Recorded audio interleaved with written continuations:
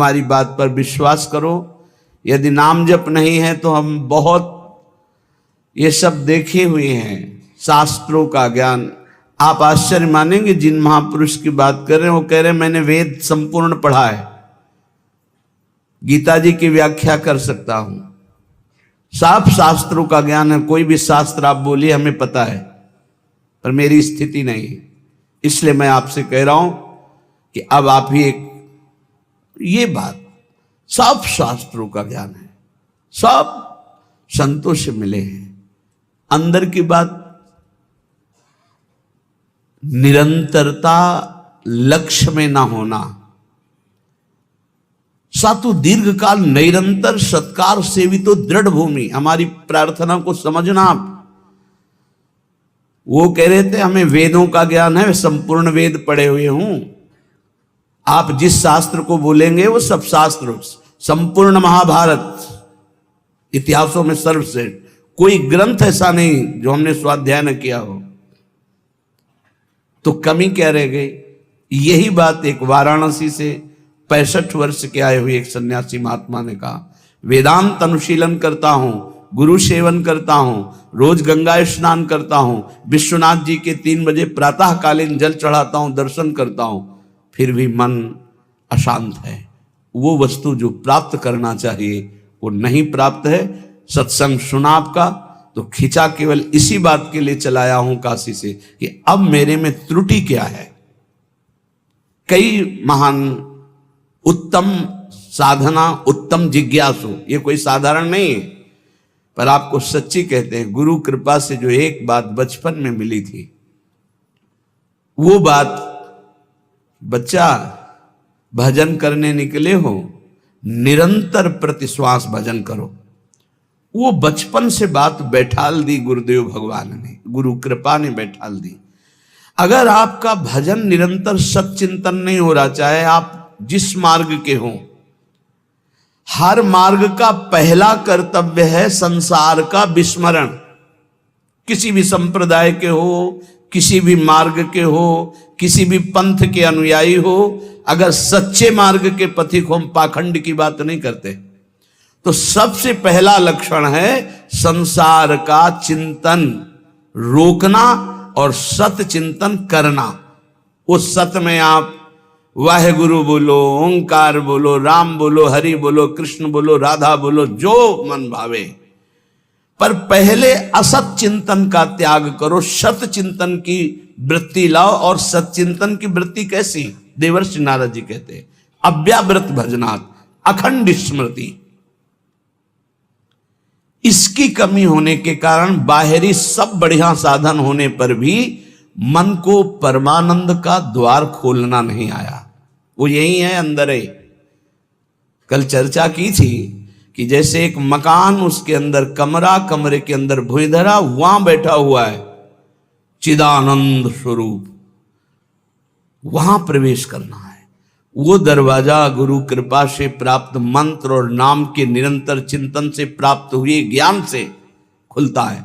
और वो तिजोरी खुली तो माला माल हो जाओगे, और वो बंद रही तो हम आपको कह रहे हैं कि इतना इतना सब कुछ है, लाखों लोग उनकी दंडवत करते हैं, वो दंडवत करने योग्य हैं, पर मन की जो स्थिति चाहिए वो नहीं है। क्यों नहीं? क्योंकि जो मन की स्थिति पहुंचाता है वो नहीं है। वो क्या है? अव्यावृत भजनात्। गोस्वामी जी की, तुलसीदास जी की बात बिल्कुल, आप चाहे जिस मार्ग के पथिक हो, सच्ची बात समझ लीजिए। बारी मथे घृत होए बरु, सिकताते बरु तेल, और बिनु हरि भजन न बहुतरी या सिद्धांत अपेल। बिना निरंतर भजन के बात नहीं बननी है। तो यहां कह रहे हैं, करो मन श्यामा जू सो नेहा, रहो तुम बैठे निज गेहा, लगा है दांव ये देहा, न जाने योनि फिर के हा, चतुर जग में बड़ो कहिए। कौन? श्याम श्यामा के रंग रंगिए, ताप तन मन की जो सहिए, सदा श्यामा के गुण गहिए। जगत में जीव हरि प्यारा, सबन का श्याम रखवारा। जिन्हों के रूप रंग न्यारे, बनाए मैं इनकी जाऊं बलिहारे। सबन में दोष गुण मिश्रित, धरे हरि राखी निज आश्रित। विराजय आप अंतरहित, सबन में दूध में ज्यों घृत। बहुत सुंदर वर्णन। हे मन, तुम कहीं भी हो, भागने की जरूरत नहीं। इसे बहुत अच्छे से समझा जाए। आप कहीं भी विश्व में भागकर चले जाएं, यदि भजन नहीं हो रहा तो आपका मन निर्विकार नहीं होगा, और विकारी है तो आप गंगा में खड़े होकर भी शांति नहीं पाएंगे। करोड़ों गंगा जी इस वृंदावन की रजकण की समानता नहीं कर सकती। गंगा जी भगवान के चरणारविंद का धोवन है, चरणामृत, और स्वयं प्रभु प्रेम स्वरूप प्रियालाल यहां खेलते हैं, तो समानता कैसे हो सकती है? क्या आपको वृंदावन में जो वृंदावन का प्रभाव है अनुभव में आ रहा है? हर समय प्रेम उमगन, हर समय रूप माधुरी की छकन नहीं है। क्यों? क्योंकि नाम जप नहीं। जितना नाम जप करेंगे उतना ही प्रकाश होगा, और वो यहां आप आओ या ना आओ।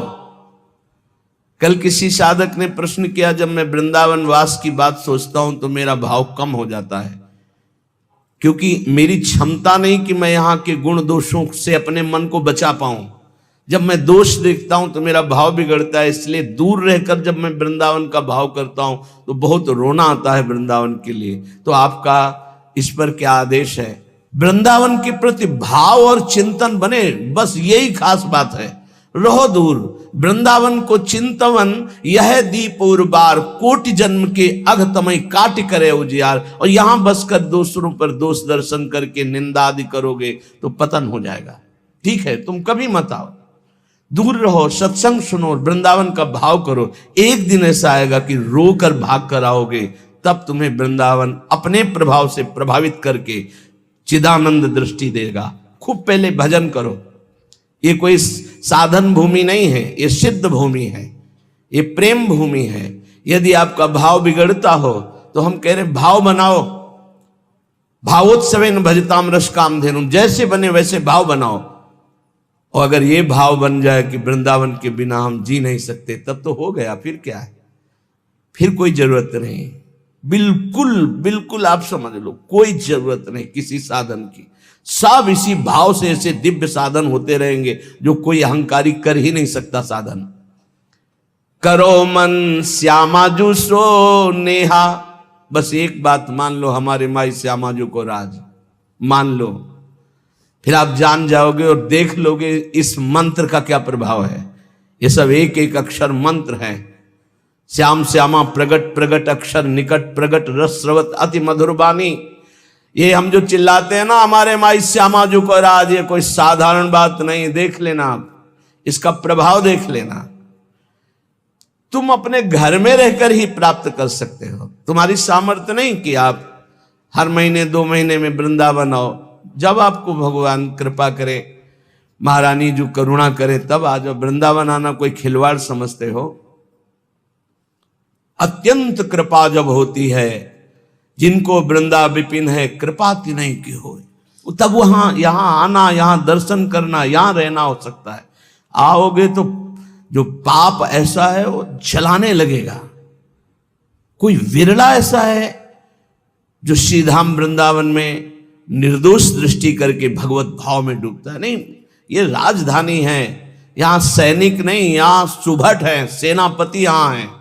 यह सर्वत्र काम प्रहार करता है, लेकिन यहां स्वयं काम मौजूद है। क्रोध व्याम, ये जैसे राष्ट्रपति भवन की विशेष सुरक्षा, ऐसे ही ये सब भगवत पार्षद है। काम क्रोध लोभ मोह मद मत्सर इनका घेरा लगा हुआ है। ऐसे प्रवेश थोड़ी होता है चिदानंद वृंदावन धाम में। इन पर पूर्ण विजय प्राप्त वो श्यामाजू के गोरे चरणारविंद की ठसक से होती है। परम शीतल आश्रयामी, जब इन चरणों का आश्रय लेते इतनी शीतलता होती, काम आदि का कोई भी प्रभाव नहीं पड़ता। साधना करके भी इनको निष्प्रभावित नहीं कर पाया गया, और गोरे चरणारविंद की ठसक आते ही ये तिनके के समान हो गए। जो त्रिभुवन विजेता काम क्रोध लोभ है, ये तिनके के समान हो गए।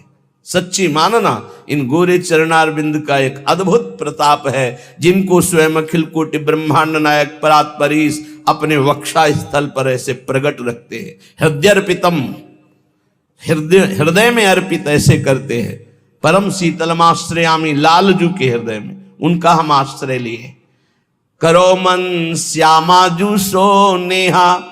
और एक अंदर की बात तुम्हें बताते हैं, हमारी श्री जी कभी किसी भी अपराध पर किसी के ऊपर गुस्सा नहीं होती। इसका दुरुपयोग मत करना, क्योंकि श्री जी तो गुस्सा नहीं करती, पर लाल जो भी थप्पड़िया देंगे जो ज्यादा उद्दंडता करोगे। तिनकर काल रूप में भ्राता। अर्जुन पूछ रहे हैं कौन हो प्रभु, ये आपका विकराल रूप, इतना विस्तार, मैं थर थर कांप रहा हूं, मेरी सामर्थ्य नहीं, मैं देख सकूं, इस समय मैं बढ़ा हुआ महाकाल हूं। भगवान बोल रहे, ये हैं इनके दूल्हा, श्यामाजू के दूल्हा हैं, और कोई दूसरे नहीं हैं। दूसरों न कोई, यही हैं, इनके सिवा कोई है नहीं।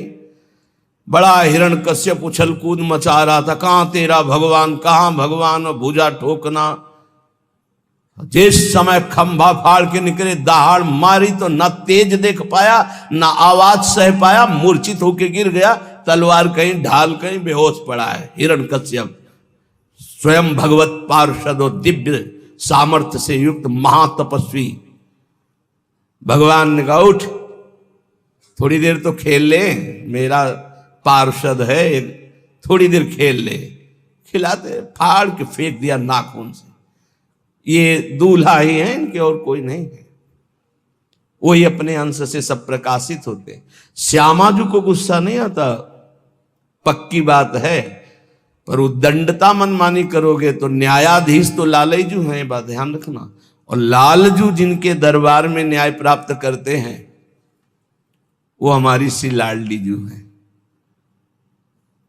वहां का न्याय श्री जी की मुस्कान से होता है, और न्याय की बात सुनाने के लिए सखियां हैं। न्याय पर्यो ललिताजू के आगे वहां निर्णय होता है। इसीलिए प्यारी जू कभी कभी हम लोगों के पक्ष के लिए थोड़ा सा भ्रकुटी लाल जू से टेढ़ी रखती है, तो वो हा खात वो हम लोगों के लिए, क्योंकि कैसे हम अधमों का निस्तार होगा तो उन्हीं की लेखनी से। तो अनुल्लिख्यानंतान तदपराधान मधुपति, लिखेंगे ही नहीं, क्यों? जहां भ्रकुटी हुई पास रजिस्टर बहुत गंदा है। कैसे वो पापी क्यों न हो, हरिवंश नाम जो ले, तो अलक लड़ेती रीझ के महल खवासिद पास। सच्ची मानिए बड़े भाग्य होंगे जो गोरे चरणारविंद की ठसक में आ जाए। जैसे एक प्रश्न ने, अब कुछ बातें ऐसी होती जो कैसे बोले कि आप जगदम्बा और राधा जी में क्या भेद करते हैं, राधा जी ही जगदम्बा है, जगदम्बा ही राधा जी हैं। तो सिद्धांत की शैली से बोले तो हाँ, क्योंकि स्वामिनी जी के ही अंश से अनंत शक्तियों का प्रादुर्भाव हुआ है। समस्त शक्तियों के मूल श्री स्वामिनी जी हैं, और समस्त शक्तिमानों का मूल श्री लालजू महाराज हैं। इसलिए हाँ, और स्वामिनी जी अद्वितीय हैं, इनके जैसा यही हैं। देवलोक भूलोक रसातल सुन कवि कुल मति डरिए, सहज माधुरी अंग अंग की कई कासों पट तरिए। एक अंग छटा में से सब महान शक्तियों का प्रादुर्भाव हुआ। त्रिपुर सुंदरी आदि जितनी दैवी शक्तियां हैं हमारी महारानी जी के अंश से, एक अंश से निकली, एक छटा में से। हमारी प्यारी जू की महिमा को, प्यारे जू की कृपा से जब आप जानोगे तब समझ पाओगे। पर मान लो, अम्मा ने कहा ये बप्पा है तो मान लिए बिना तर्क के। तुम जान भी नहीं सकते थे कि तुम्हारे बाप कौन है, तुम्हारी माँ ही बताई। माँ को ही परिचय है सही माने में कि पिता कौन है, तो बताया, हमने कभी संशय नहीं किया।